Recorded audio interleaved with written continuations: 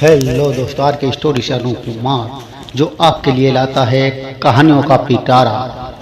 तो हाँ दोस्तों, मैं आपके लिए लाता हूँ अच्छी अच्छी कहानियाँ।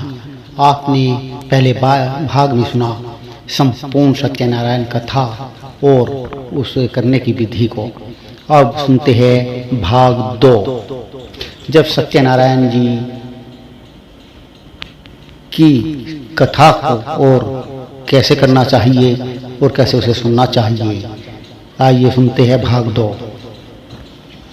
श्री सूत जी बोले, हे दिग्गजों, अब मैं पुनः पूर्व काल में जिसने इस सत्यनारायण व्रत को क्या था उसे भली भांति विस्तार पूर्वक कहता हूँ। रमणीय काशी नामक नगर में कोई अत्यंत निर्धन ब्राह्मण रहता था। भूख और प्यास से व्याकुल होकर वह प्रतिदिन पृथ्वी पर भटकता रहता था। ब्राह्मण प्रिय भगवान ने उस दुखी ब्राह्मण को देखकर वृद्ध ब्राह्मण का रूप धारण करके उस दिग्गज से आदर पूर्वक पूछा, हे विप्रिय, प्रतिदिन अत्यंत दुखी होकर तुम किसके लिए पृथ्वी पर भ्रमण करते हो? हे द्विज श्रेष्ठ, यह सब बतलाओ, मैं सुनना चाहता हूँ। ब्राह्मण बोला, प्रभु मैं अत्यंत दरिद्र ब्राह्मण हूँ और भिक्षा के लिए इस पृथ्वी पर घूमा करता हूँ। यह मेरी ही दरिद्रता को दूर करने का कोई आप उपाय जानते हो तो कृपया पूर्वक मुझे बताइए। वृद्ध ब्राह्मण बोला, हे ब्राह्मण देव, सत्यनारायण भगवान विष्णु अभीष्ट फल को देने वाले हैं। हे विप्रिय, तुम उनका उत्तम व्रत करो जिसे करने से मनुष्य सभी दुखों से मुक्त हो जाता है। व्रत के विधान को भी ब्राह्मण से सत्यन पूर्वक कहकर वृद्ध ब्राह्मण रूपी धारी भगवान विष्णु वहीं पर अंतर्ध्यान हो गए। वृद्ध ब्राह्मण ने जैसा कहा है उस व्रत को अच्छी प्रकार से कैसे वैसे ही करूंगा। यह सोचकर कुछ सोचते हुए कुछ ब्राह्मण को रात में नींद न आई। अगले दिन प्रातःकाल उठकर सत्यनारायण का व्रत करूंगा ऐसा संकल्प करके वह ब्राह्मण भिक्षा के लिए चल पड़ा। उस दिन ब्राह्मण को भिक्षा में बहुत सा धन प्राप्त हुआ।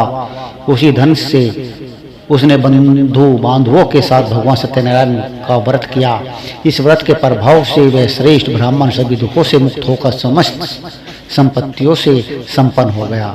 उस दिन से लेकर प्रत्येक महीने उसने यह व्रत किया। इस प्रकार भगवान सत्यनारायण के इस व्रत को करके वह श्रेष्ठ ब्राह्मण सभी पापों से मुक्त हो गया और उसने दुर्लभ मोक्ष पद को प्राप्त कर लिया। हे विप्रे, पृथ्वी पर जब भी कोई मनुष्य श्री सत्यनारायण का व्रत करेगा उसी समय उसके समस्त दुखों का नष्ट हो जाएगा। हे ब्राह्मणों, इस प्रकार भगवान सत्यनारायण ने महात्मा नारद जी से जो कुछ कहा मैंने वह सब आप लोगों से कह दिया।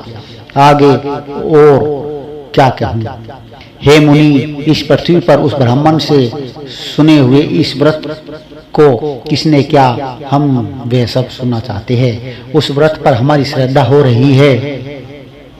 श्री सूत जी बोले, मुनियों, पृथ्वी पर जिसने यह व्रत किया उसे आप लोग सुने। एक बार वह द्विज श्रेष्ठ अपनी धन संपत्ति के अनुसार बंधु बांधवों तथा परिजनों के साथ व्रत करने के लिए उद्यत हुआ।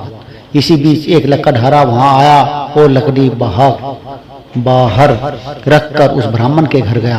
प्यासे व्याकुल वह उस ब्राह्मण को व्रत करता हुआ देख प्रणाम करके उससे बोला, प्रभु आप यह क्या कर रहे हैं? इसके करने से क्या फल की प्राप्ति होती है? विस्तार पूर्वक मुझसे कहिए।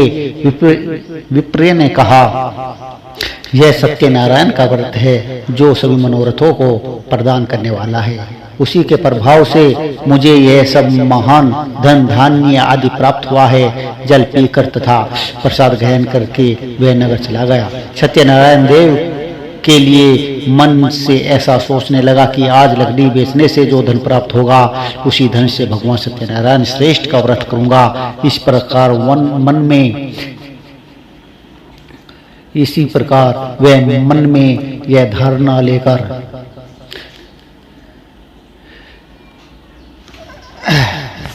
इस प्रकार से चिंतन करता हुआ वह लकड़हारा लकड़ी को मस्तक पर रखकर उस सुंदर नगर में गया जहाँ धन संपन्न लोग रहते थे। उस दिन उस लकड़ी का दुगना मूल्य प्राप्त हुआ। इसके बाद प्रसन्न हृदय होकर वह पके हुए केले का फल, शर्करा, घी, दूध और गेहूं का चूर्ण सवाया मात्रा में लेकर अपने घर गया। तत्पश्चात उसने अपने बंधुओं को बुलवा कर विधि विधान से भगवान श्री सत्यनारायण का व्रत किया। उस प्रकार उस व्रत के प्रभाव से वह धन, पुत्र और संपन्न हो गया। इस लोक में अनेक सुखों का उपभोग कर अंत में सत्यपूर्ण अर्थात वैकुंठ लोक को चला गया। इस प्रकार से दूसरा अध्याय समाप्त हुआ। आगे सुनिए अध्याय 3।